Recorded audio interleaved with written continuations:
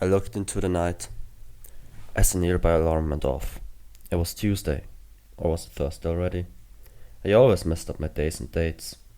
Not that it mattered now.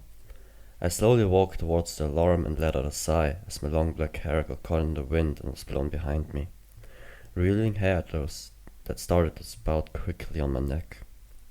Although it wasn't really hair, it was fur. My fingernails hardened and elongated, my lower arms got caught in the same black fur, as well as my back and triceps, all the way to my shoulders. I even grew a short tail out of my tailbone. I made a hoarse sound, more unintentional than anything, before I charged at the robbers.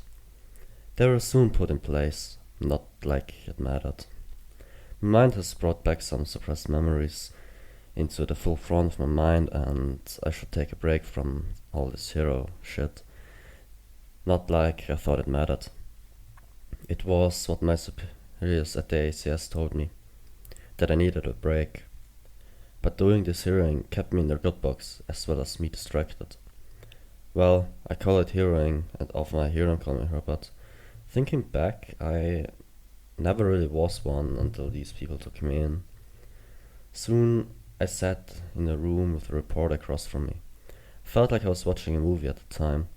Apparently started to give half-assed questions, and after a while got to leave. I went to a store and got myself a package of cigarettes. Got my light out and opened the package with one hand and threw the plastic wrapping and paper covering into a nearby trash can as I lit my so-called coffin nail. I managed to catch a breather.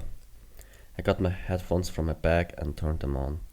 Started listening to some uns, as most people would probably call it, myself included. I yawned as I went towards the part of town that looked like another shithole. I walked through, ignoring all the trash that laid around, people smoking next to their kids and poorly patched up cars. I threw my ciggy on the ground and stepped on it to extinguish it. Not soon after, I got out of that small part of town and unlocked the door to a skyscraper, or at least that's what most people called them. It was only a 6-story building. I never understood the name skyscraper. These buildings touch the fucking cutouts.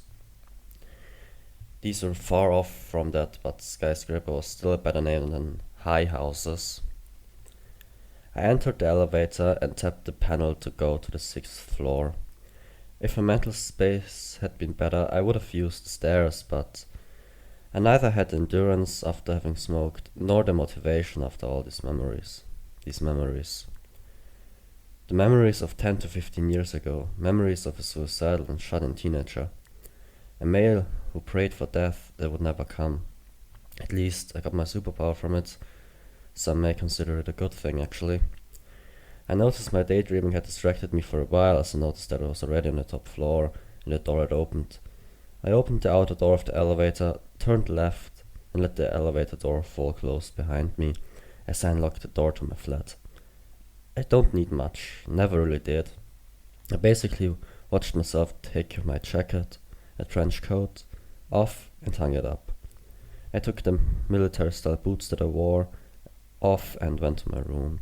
I changed, not even bothering to turn on any relaxing sounds on my tablet or brush my teeth. I just got into my pajamas and fell into bed, starting to relive my life and recap what happened since middle school. Thinking about the several times I almost died, I rolled over, thinking I would have to call Dr. River, my psychiatrist, again and ask for an appointment. But for now, reliving everything could help. I quickly entered the 6-story building and hid behind the glass door.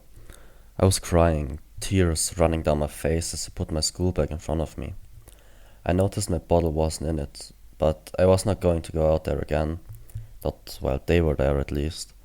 I caught myself and grabbed my bag. I slowly went to the elevator, but decided for the stairs instead. It would give me extra time to think about how to hurt myself today in a way my mom wouldn't see. I slowly went up. The next day I paid attention and attended classes, but was soon pinned down after classes by the group of bullies. I never was the most popular guy, nor the best looking. I always looked younger than the others and was shy and backholding. I had tried to befriend them when I got to the middle school, but I just talked myself into this by trying exactly that. The biggest one that approached me first was Noah. He was a slim guy who mostly wore camouflage patterned clothes or black. He had a few other guys with him. They yelled basically contradicting things at me just to get their message across, not like it mattered. I saw one of my older friends jump in as well. He destroyed me with literally one sentence. After this, I think Chris will cry himself to sleep every night. I was immediately taken back months, the thoughts I had pushed out of my head until now.